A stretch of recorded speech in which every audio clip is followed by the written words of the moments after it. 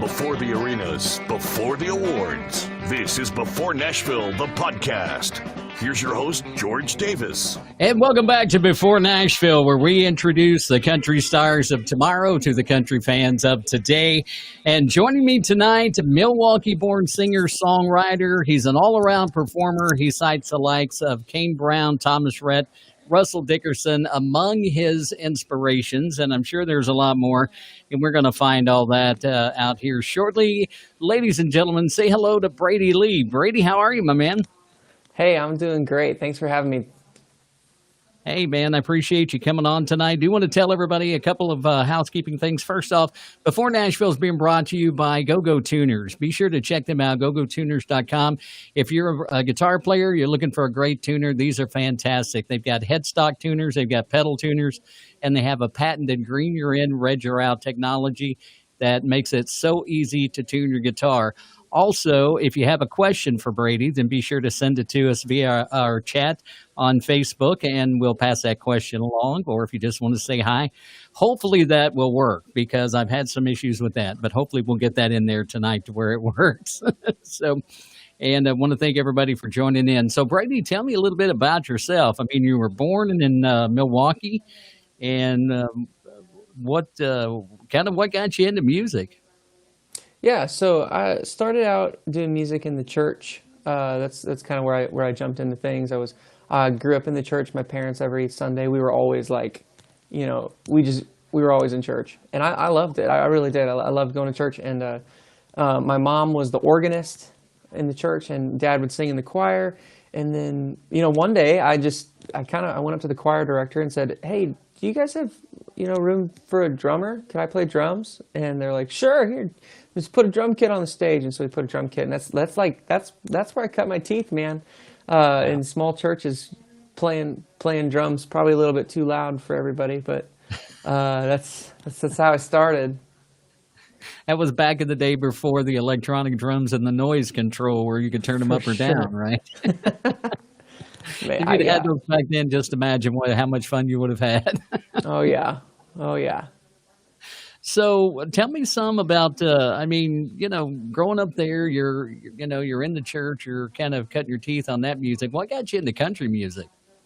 Yeah, I mean, so when I was growing up, first off, when I was growing up, my dad was a huge fan of Rascal Flatts, and just kind of that era of country. So I knew a lot of the Lone Star stuff. I knew a lot of the Rascal Flatts stuff, and I vividly remember like the Me and My Gang album was just always being blasted when we were going to do whatever. And my dad would be driving, and he would just be trying to hit Gary's high notes, and it was super fun. It was super fun. So that's kind of where I grew up. But when I was about 14, 15, I started doing my kind of the recording process. I found in my church, I actually found this little 8-track recorder, and I was like, can I take this home and figure out how to use it? And they didn't care. And so I took it home and started like writing songs. And there's some guy somewhere that has this 8-track recorder that I sold, and hopefully he archived all of the songs that I accidentally left on it. So we'll see if they resurface one day. But what's funny is I did the country. I listened to country a little bit when I was growing up, but then when I actually started playing music and started kind of really diving into like writing my own songs and doing the bands and fronting bands and things like that, I was always more drawn to the rock stuff. And so I did more of like pop rock, or I did kind of a little more punk stuff. And I feel like just in general, like every musician goes through a high school pop punk phase now. It's just like a rite of passage.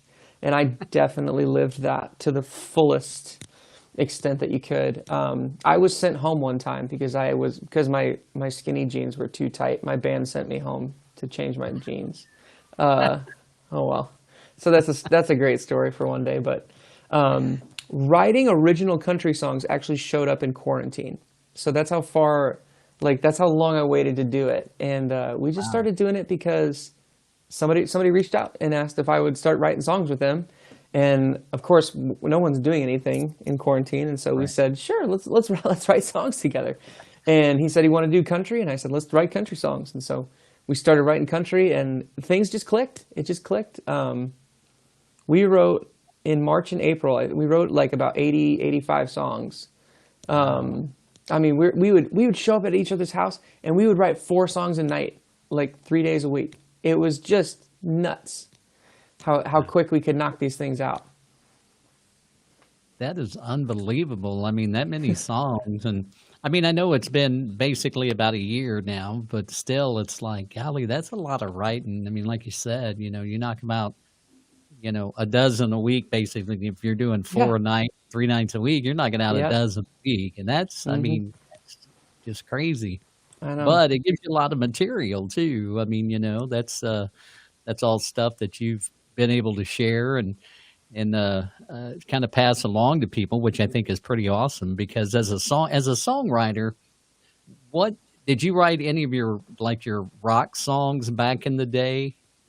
Oh yeah. So like I was the guy. Like I was the writer. I was the guy when I was in high school and stuff. I often did this thing where I would be in like my basement, and I made this little studio out of my parents' basement, and I would go down there and I would write and arrange songs, and then I would bring in musicians like my buddies from high school, and I would give them a CD and a chart and say, here's your parts and here's the song, like learn this. And so I've been a song I guess I've been a songwriter since I was like Uh, 14, 15. Kind of a producer too. I mean, doing all Oh that, you yeah. were kind Oh of, yeah. you were very well rounded. I mean, with the 8-track recorder and stuff like that, you kind of cut your teeth early on that, which is really neat. Yeah, it's You know. super cool. So did your songwriting, with it shifting from kind of the pop punk and the rock to country, was there a big difference in the way you wrote the songs? I mean, I know like words and Mm. stuff probably different, but the way you wrote them. Yeah, I mean, so I used to have this thing about me when I wrote songs was I was able to do this thing where I could like if someone said we wanted to write, like let's say we wanted to write a song, we wanted to write a collection of songs that kind of sounded like Bon Jovi or something like that, I Right. could listen to a bunch of Bon Jovi tracks and a bunch of Bon Jovi records, and we could knock out about 5 or 6 Bon Jovi songs, and so like in that style, and that just kind of became my thing. And so when we decided to do country, obviously I went and listened to a bunch of country music to try and write country songs.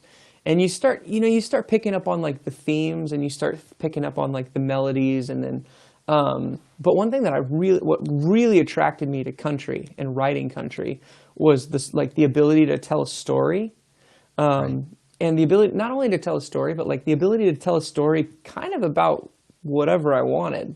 So it was kind of like it was super freeing because all of a sudden the story was, I mean, the stories were simple. They didn't have to be dressed up. Uh, they didn't have to be fancy or anything like that. Literally the simplest stories were making the best songs. And so Right. that's really what drew me in was the storytelling process. So who were some of the influence that you had in writing country music?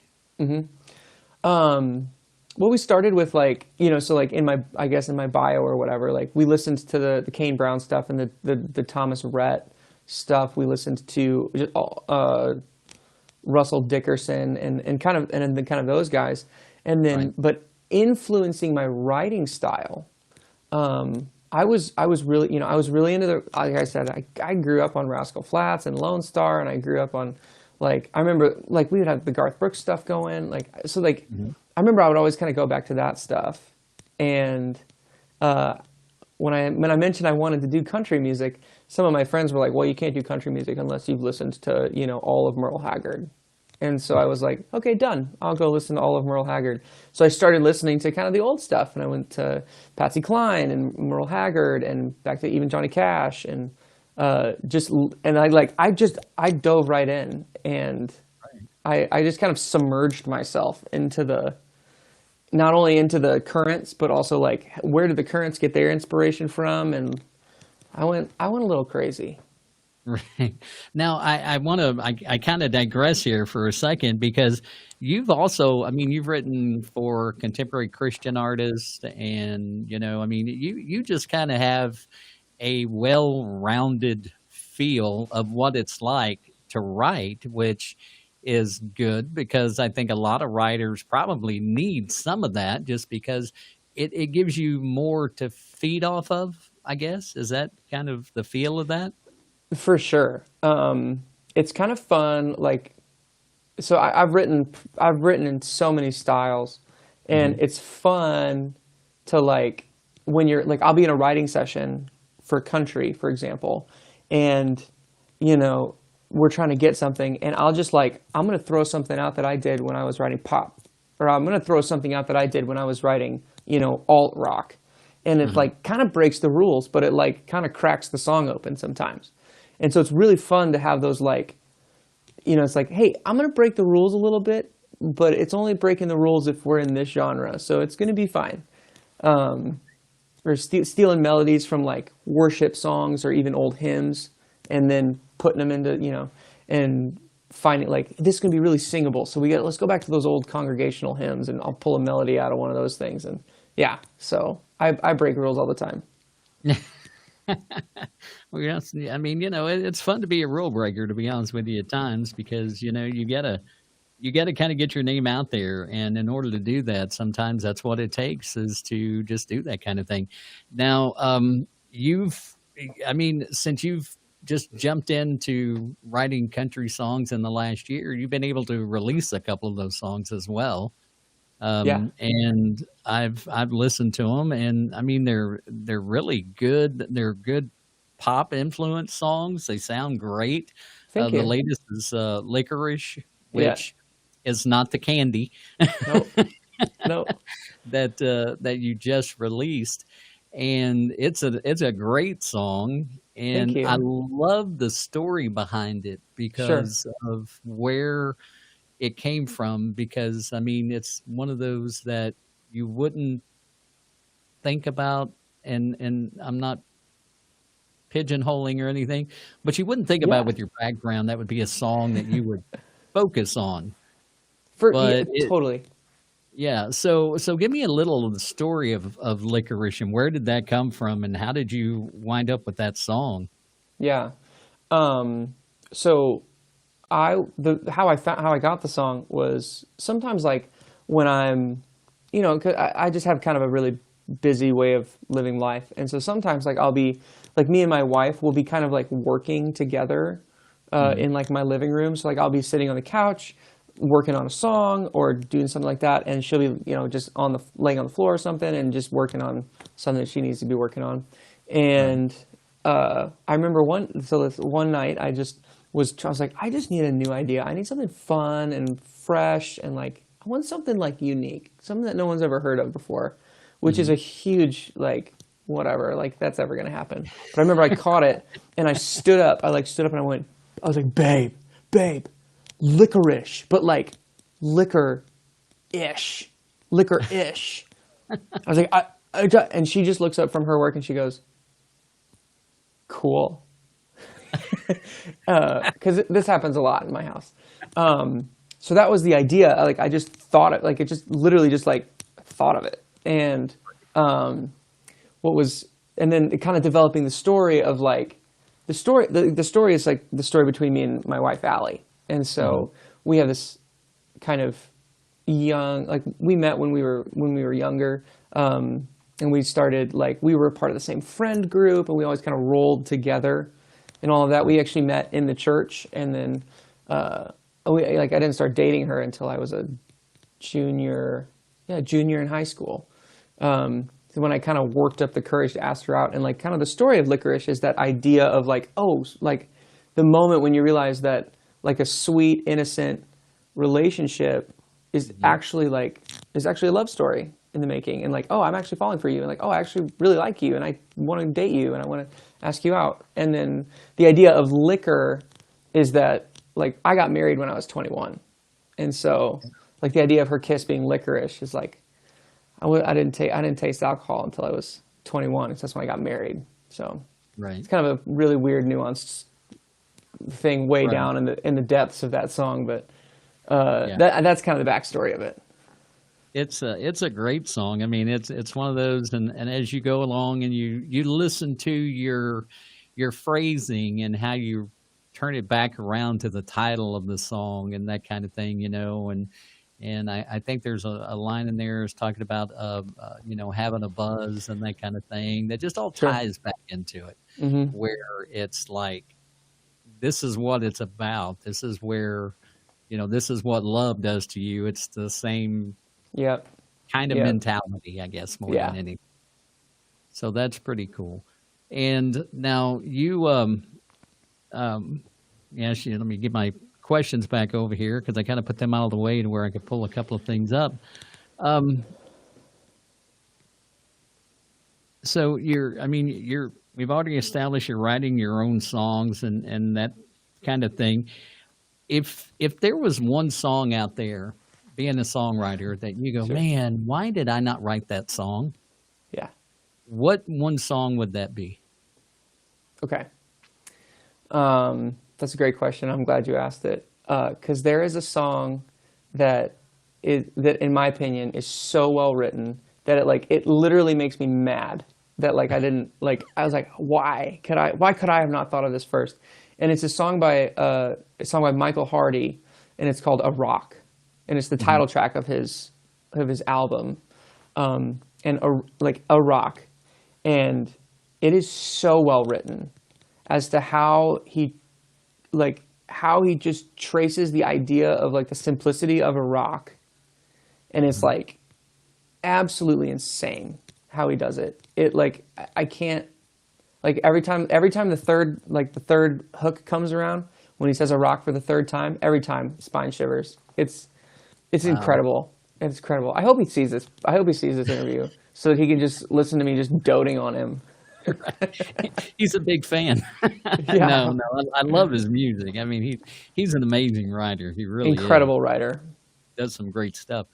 So let's go back to the simplicity of that one song for a second, because as a songwriter, and you were talking about just sitting around and you were like, I got to write a song and I'm trying to come up with it, and then licorice hit you. Do you see things like that in everyday life where, it could be like a painted glass somewhere and you Yeah, go, yeah. hey, that would be a great song, and that develops.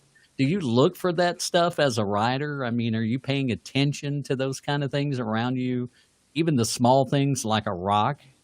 Yeah. So I developed discipline years ago, and I've been doing this I've been doing this exact discipline for probably 5-6 years now, where every morning when I wake up, I start my coffee pot and I sit down and I set a timer for 10 minutes and I just free write something. And normally what I do is I kind of set the idea before I go to bed at night, just because I always kind of have something at night. And a free write is just there's no, I have a subject that I start with, kind of an interesting but arbitrary object. I start there and I just write it. And I write about it, and I just kind of get those creative juices flowing, and I kind of wake up my creative writer inside of me. And I do it for 10 minutes, and as soon as that 10-minute timer hits, my pen drops. Whoa, hey, my bad. Kind of like Sorry, that. Well, kind of like that's a great that. Yeah, and so as soon as my pen drops, and what that does is it kind of jolts my creative awake. And so for the rest of the day, I'm not even actively looking for things, but they just kind of jump out at me. And I have I just have a note in my phone. I just take a note whenever I kind of catch an idea. So that could be a line, that can be just a scene or a subject or something. And they just kind of start coming at you when you're actively creatively awake, I guess. Do you have I've talked to several artists and that are songwriters, and you talk about people that have kind of mentored them in songwriting and the way that they feel like they've developed their style, not that they've emulated somebody else, but there's been some kind of little advice given to them. And do you have somebody, as far as a songwriter goes, that's like that to you, that kind of gives you a little advice on different things, or has in the past? I mean, Yeah, I've had just an absolute pleasure of working with some great artists and great writers, and um, two names stick out to me. One is actually, he's a Christian writer, and his name's Michael Farron. He's a mhm, Nashville-based writer, and he likened songwriting to, he said the closest form of songwriting, like the closest art form compared to songwriting, is sculpting, where you start with this really big idea.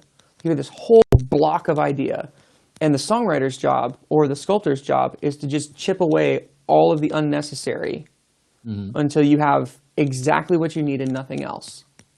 And so I've always thought about that. So like whenever I approach songwriting, I always am looking at like, is there anything in here that doesn't need to be said, or is there something in here that could be said better, or right, could be shaped better? And so that's like one that I'm always after. And then another recent one is a wonderful lady named Barbara Cloyd, hit writer down in Nashville as well. And I gave her a song of mine to listen to one time, and she's like, "Hey, this is really good, but you need more. You need a lot more verbs. You need way more verbs." And I was like, "Oh, more verbs, got it." And so whenever I'm and there's a couple other random things that she threw at me, but the verbs one stuck out, and then also this fantastic idea of when I'm actually writing a song, like I can add rules into my process. So I can add rules as I go down a song, but I can't take those rules away as I'm building the song. So like in my rhyme scheme at the top, if like my first verse, if none of them rhyme, none of the lines rhyme, in my second verse they don't have to rhyme. Does that make sense? right, But if in my first verse two lines rhyme, well then in my second verse, then at least two lines have to rhyme. That kind of like building that structure, right. that's kept with me. Like I've been following that rule. So that one was insane when she came across it. That's really, I mean, I'm when you mentioned the verbs, it's like I felt like I was in an English class. It's like getting I ready for know. more verbs, and it's like I know. I didn't do well in English. You can ask No, my English well, it's teacher. it's funny. I didn't either. I struggled so hard, especially in the creative writing in the creative writing class. I was always terrible, and now look at me, like I'm a songwriter. Yeah, but and I mean, it's I love to hear those kind of things like you were talking about, like look at it as a big piece of something, and you have to Hmm. chip away until you get to where it's at, because you start off with this huge idea, and then it's like, well, I really don't need that in there, so let's take that out, and you take Right. that, and it Yep. it just, to hear a songwriter talk about that, to me, is amazing, because I'm not a writer. I love to. I can give you a title all day long. If you can write a song off a Yeah. title, I could probably help you out. But Love that. outside of that, I really don't have anything. Sure. But now, when so you moved, how old were you when you moved to Nashville from Milwaukee? Yeah. So I actually still live in Milwaukee, which Okay, is, okay. yeah. So the thing about my project, which is really cool, is when we launched it in COVID, the Mhm. geographical barriers were wiped out Oh because yeah, nobody there was no reason to be in Nashville because everything became virtual. And so we're just like, okay, we're just going to do everything virtual. And there's probably people on my team right now that literally just had their minds blown to the fact that I don't live in Nashville because they think I right. do. And I mean, obviously, like one of the really great blessings of living in Milwaukee is every single day of the week, with shout out to Southwest Airlines, there is there's a 6:30 a.m. flight that leaves Milwaukee and gets into Nashville at 8 a.m. And every single day of the week, there's a 6:30 p.m. flight that leaves Nashville and gets into Milwaukee at 8 p.m. And so there have been so many times over this past year where I've literally hopped on a plane and I have went down to Nashville for 12 hours and done everything that we needed to do, or a week or a weekend, and um, it just it just works. it's kind of like almost like I live in like Smyrna or Columbia. Just Right. my commute is via airplane. Right. And it's like an hour and a half. I mean, that's pretty cool. It gets you down there and get you back, and you probably get there before a lot of people that leave their house 2 or 3 hours early, and they just live outside of Nashville. I know. It's kind of nice. I mean, the traffic is atrocious. It's unbelievable how I'm bad the aware. traffic. I'm aware. So, let me ask you a quick question, and I may Okay. put you on the spot here. Do you have a guitar close by?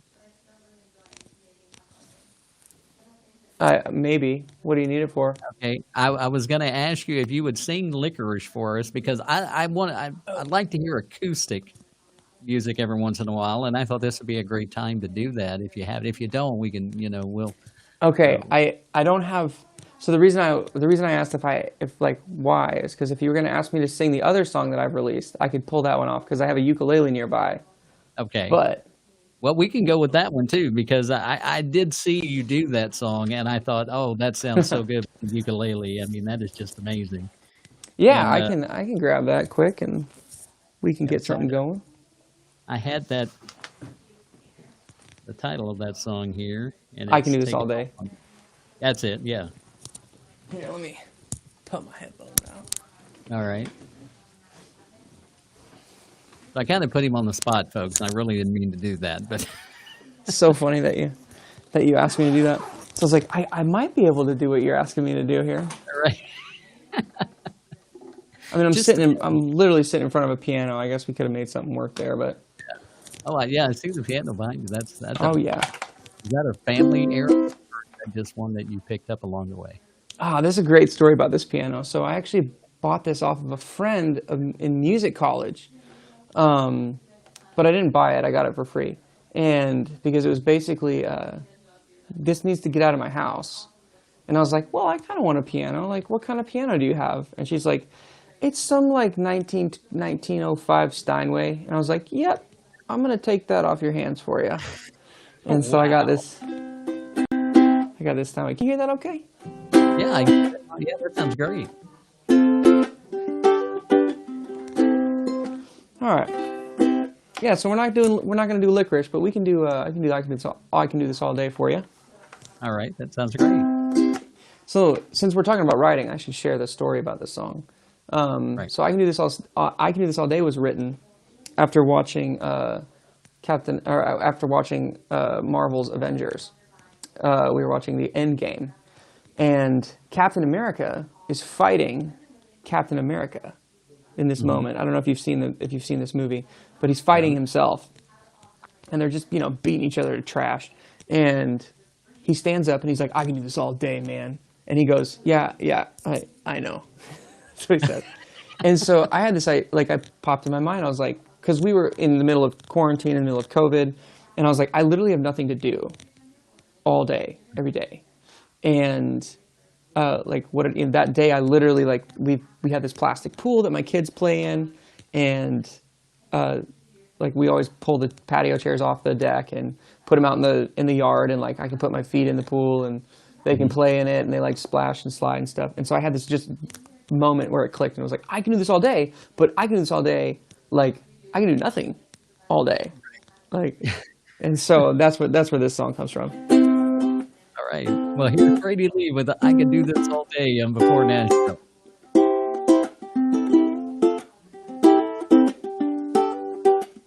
Drop my toes in a plastic pool, pull a chair off the patio too.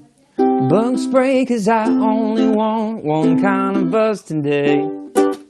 I'm on a backyard vacation, avoiding my obligations. Maybe all the bills will pay themselves, 'cause I'ma put my feet up, slow down, sleeping in the sun through the radio sounds. I've got them 10 lines on that island time to prove I'm here to stay. We're cooling off with a cold one, because my week's coming undone, yeah. And no plans with anyone, and you can call me lazy, but I can do this all day. Yeah, I can do this all day.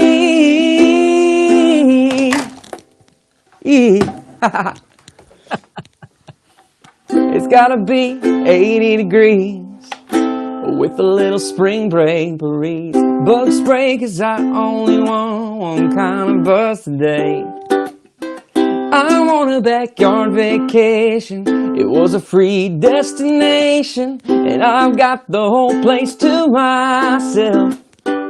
But I'ma put my feet up, slow down, sleeping in the sun to the radio sounds. I've got them 10 lives on that island time to prove I'm here to stay. We're cooling off with a cold one, because my week's coming undone, yeah. And no plans with anyone, but you can call me lazy, but I can do this all day. Yeah, I can do this all day.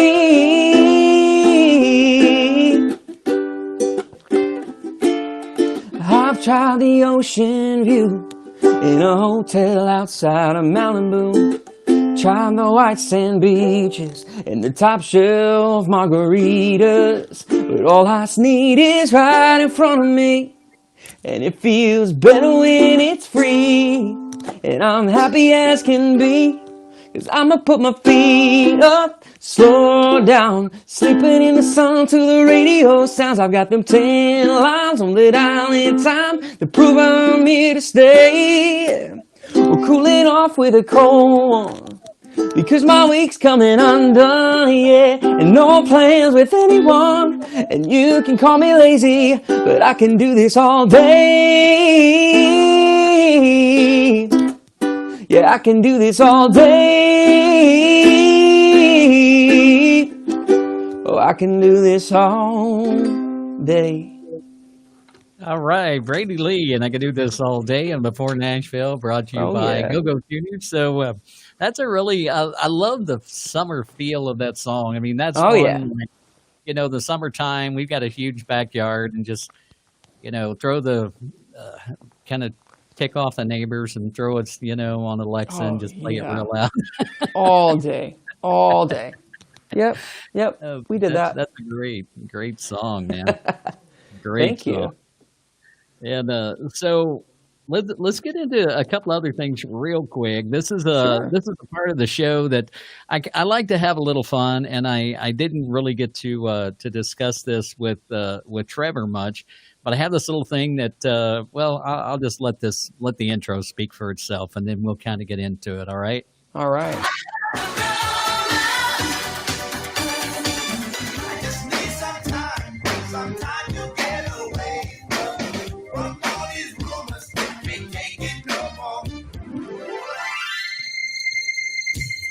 So I like to call this "I Heard a Rumor," and generally I find out something along the lines about the artist, and unfortunately, either you live a really clean life, or there just ain't no dirt out there about you, man.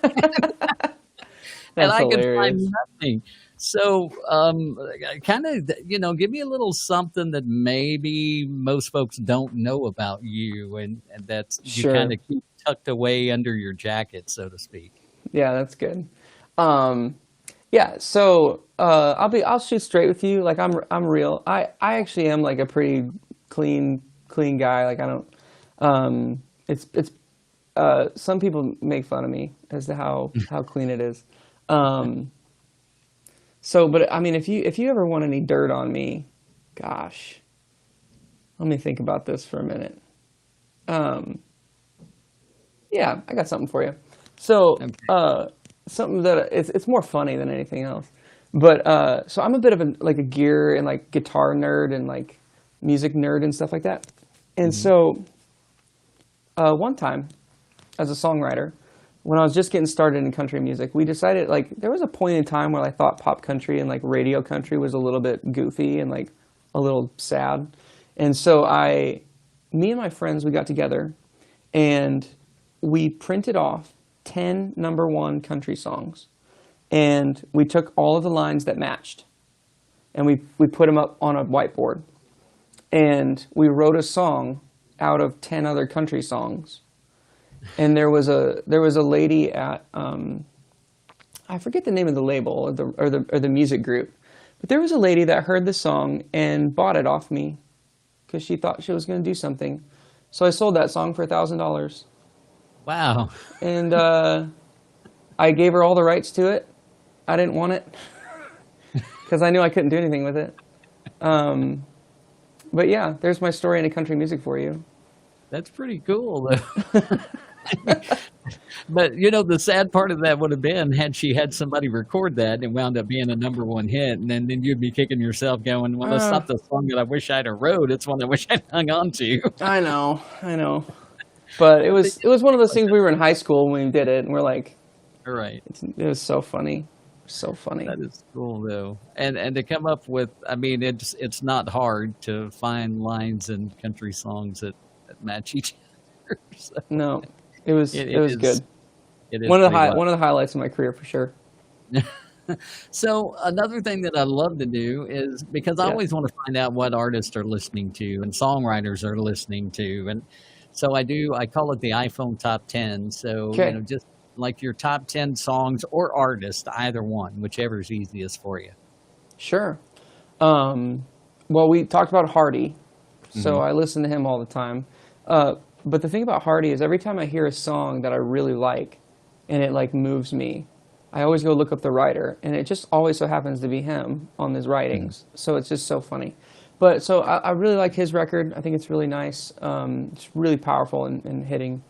That's a good one. I have been really taken with a lady named Maren Morris. I've been really taken with her latest stuff, especially her new singles. Line by Line is an absolute, like, that song just makes me mad. It just makes me mad that it's so good. Like, that's my response to a good song, is I get frustrated.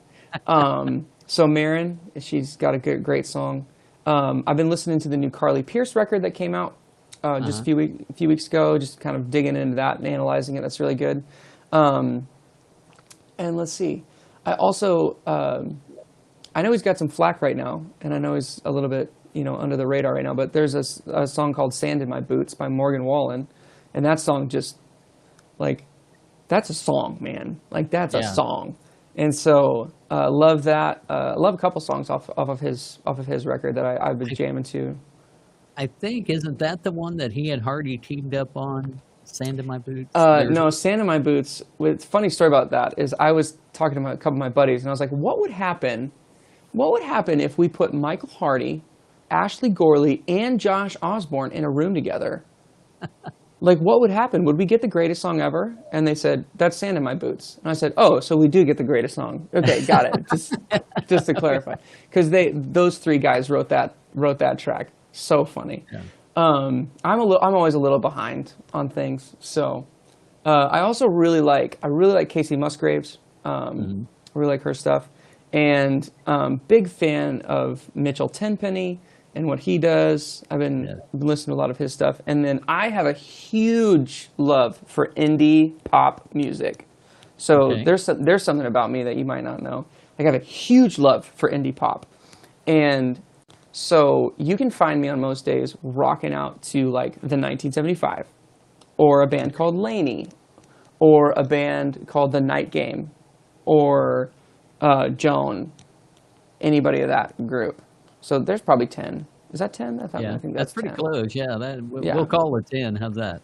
Sounds good to me. Right, I love the way, though, that, I mean, again, it goes back to you just being open to so many genres. And I mean, it sounds like just with your ability of writing a song, from what I've heard, and I could do this all day in Licorice, and that you could, I mean, you can write pretty much any genre you want. I like to think so. And so I'll give any genre a shot, Right. Well, and the worst that can happen is, it's kind of like if you ask a question, the worst somebody can say is no. So, right. But, if that's, you give it a try, and who knows, that could For be sure. that one number one. You just never know. Love it. So we're going to hop into the DeLorean of Back to the Future. Love that. And we're going to go ahead about 10 years now. And your career is just humming along really good. and an artist is about to go out on tour, they need an opener, and they come to you, who is the one artist that you would go? I mean, it's like you don't even have to think about saying yes, that you're Yeah. going to go on tour with them. Yeah, anyone. um, it's not. I don't. So I guess if there was one artist that I could tour with, and like it would be the dream, I'd love to tour with Kenny Chesney. I'd love to do that. Just because like one of the things I love about him is he's a performer. Like he's a like his act, his show is not just him up there singing his songs. Like he's taking people on a journey through this experience, and that's something that resonates with me. And so I want to see that. I want to see what goes on behind those scenes. So that would we'll go with that. We'll go with Kenny Chesney. So if the tide was turned and you were headlining, and I have a lot of artists say, well, I don't want to offend anybody, but I don't see it as an offensive question. It's one that it just kind of shows an admiration. If you're a headliner and you could ask two acts to go out on tour to be your openers, who would those two acts be? Oh man. I love that. Okay. If I could ask two people to go out on the road with me, man, who would I ask? Let's see. That's so funny. As soon as you said that, I was like, oh, I know. And then I'm like thinking, like, wait, I want to invite everybody. So this is good. I would say, here's what I'd say. I'm really hoping that in 10 years, if I had to go out on the road, that Dan and Shay decide that they want to do separate projects, and I can invite one of those guys to come out. So that would be fun. Another artist that I would really love to just kind of see them in kind of that early stage alongside me. Some smaller acts that I'm really loving right now would be a group called, there's a guy named Trevor Martin that I really like. I've been jamming to him a lot. And another group is, I would probably be the guy that brings out like a unique act. So I would bring out an act called, like I would bring out the band Camino, or I would bring out the Night Game, or I would bring out some sort of like indie pop alt rock group to like open for me, because I think that sounds fun. So I'd probably something like that. It sounds like it'd be a really good show because, I mean, that's one of the things that I think. I'm a diehard country music fan, I got to admit. Yeah. But at the same time, to kind of expose people to those other genres that maybe they're not normally listening to, like if you brought out like an indie alt pop band or something like that. I mean, Eric Church has had, Lizzie Hale out with him, and there's some others, and I can't remember who all they are. I know there's several artists that have kind of gone off of the country beaten path, so to speak, to bring out artists that they can kind of nurture people with, I guess, is the best. Yeah. I guess if I was headlining, I would definitely want an experience, like from top to bottom. Like I would craft the experience from the very first opener all the way through the end of my show. So like, so definitely would probably have some unique musical acts. That would be cool. Another thought-provoking question that I ask is, if you could have dinner with one artist from the past and you had a conversation with them, who would the artist be and what would the conversation be about? All right. I'm glad you asked this question because I'm really excited to share the answer. Okay. So my family, like my roots, trace back to a town called Smyrna, Tennessee. And if you're from Nashville, you know where Smyrna is. And so it's just a little suburb, like way a little bit outside of Nashville. And there was a point when the Lee family lived next door to Dolly Parton. And so I would love to have dinner with Dolly Parton and remind her about my great grandpa who sold her Lee Household Pigs, you know. Or I would love to have a conversation with Winona Judd of the of the Judds, and I would love to talk to her about how my great grandma was like, just so you know, like she employed you when like she was your first job as like the grocer. It wasn't the grocery store; it was a general store or whatever at the time. Right. But like have those kind of like, you know, that would be something really cool. Have a dinner with that. Yeah, those would be awesome because, you know, you're kind of putting them on the spot, you know. I know. Now, have you had the opportunity to hear Licorice or I Could Do This All Day on the radio? No, I haven't had the opportunity to yet, but that'd be great. Yeah, I would just that kind of leads to, it's a two-part question, you know, like your response and stuff. But I think those are really, you know, something that's fun, you know, to see how you would respond to that. Where do you feel like you'll be in the next 5 years with your career? That's a good question. A lot of it for me, there was a point back right after I got married and I had kids, where I just kind of realized that I'm in no rush to get where I want to go. I kind of view it as a long road, and how a friend of mine once said, the most content that you will be is in building your dream and not chasing it. And that's kind of been a mantra that I've carried with me for the past 5-6 years now. And so in 5 years, what would I want? Like, I'd love to have 2 albums out. I've always joked with everybody, my 4th album is going to be a Christmas album. There's no one that's going to be able to talk me out of it. So like, I want a Christmas album. I would love to have an arena tour under my belt before I'm 30, either as an opener, or, you know, as a supporting act or something like that. I'd love to have that under my belt. And we said 5 years, right? Yeah. Yeah, 5 years. Other than that, one thing that I want to do is I want to, my hope is just to really and truly, my hope is just to be the best and the biggest country artist that I can possibly be. Like that's the hope that I have. And whatever that journey looks like, I just hope it's filled with great songs, great songwriters, great people, and great moments on the stage in front of people. Do you, in Milwaukee right now, is there a big scene for country music that you are able to kind of delve into?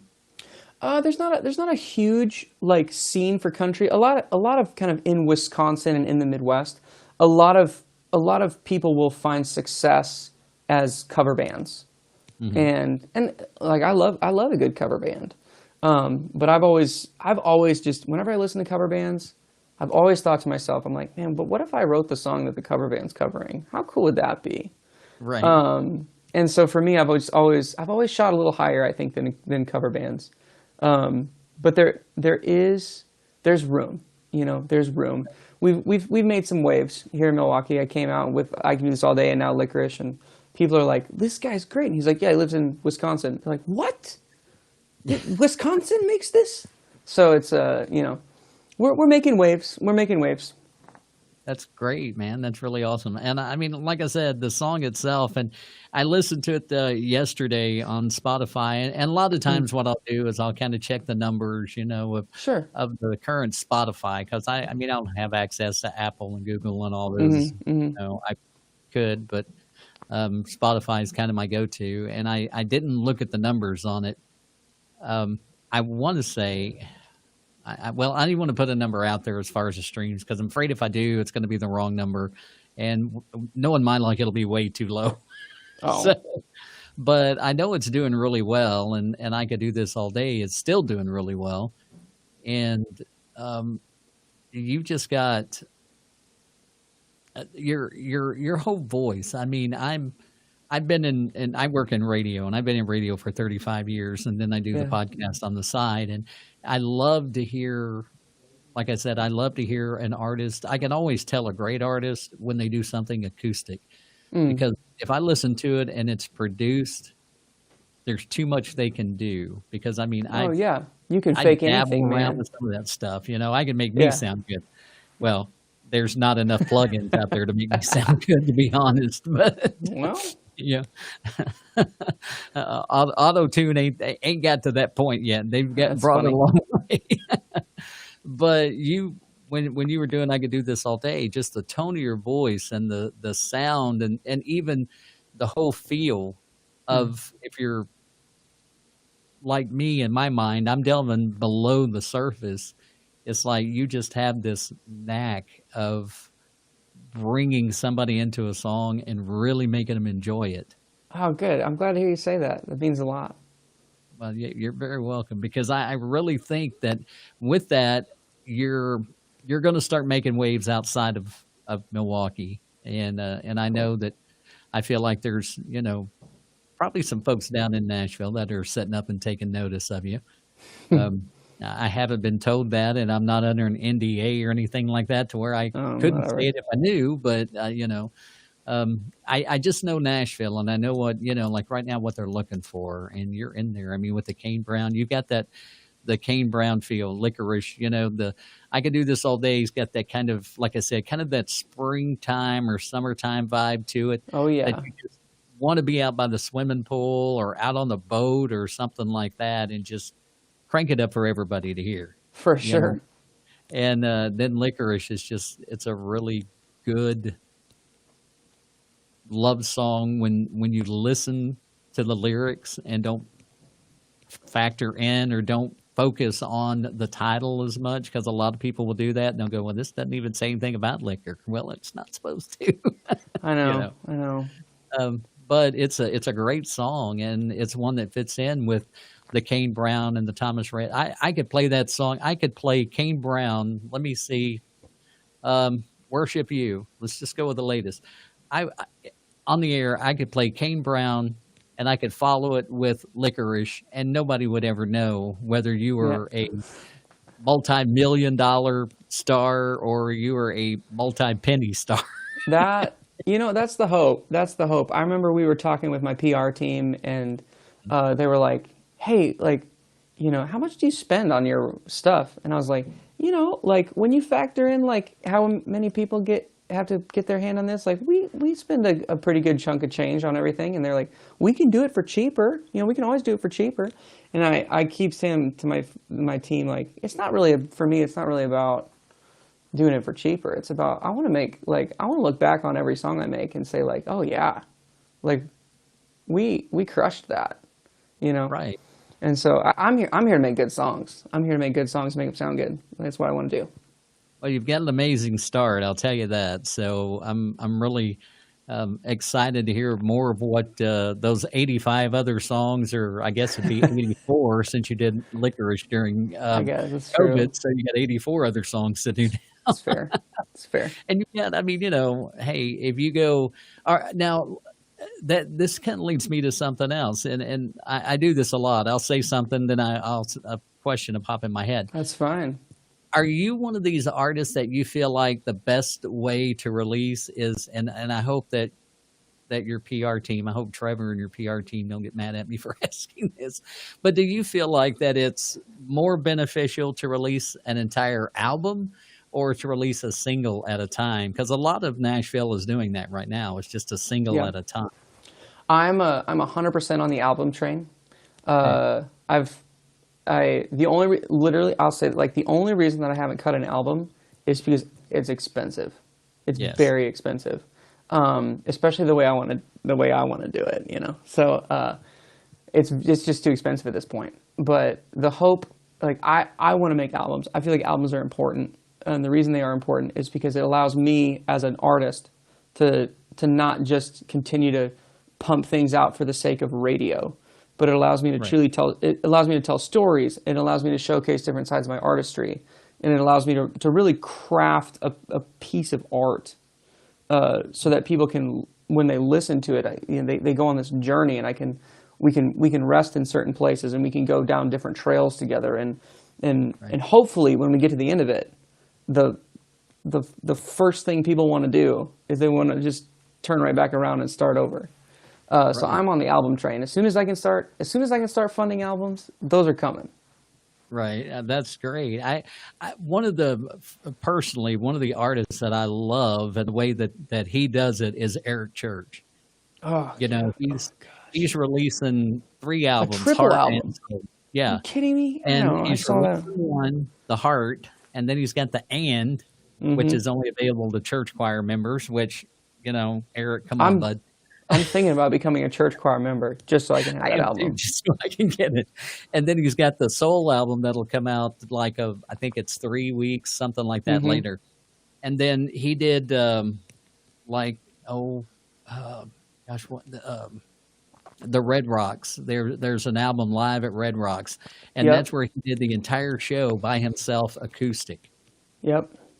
And of course, And I it's mean, well, incredible. semi-acoustic because he had his band and his background singer, and his background singer Joanna Cotton is one. Oh my gosh, that woman just blows me away. She's I got know. one of the most killer voices I have ever heard.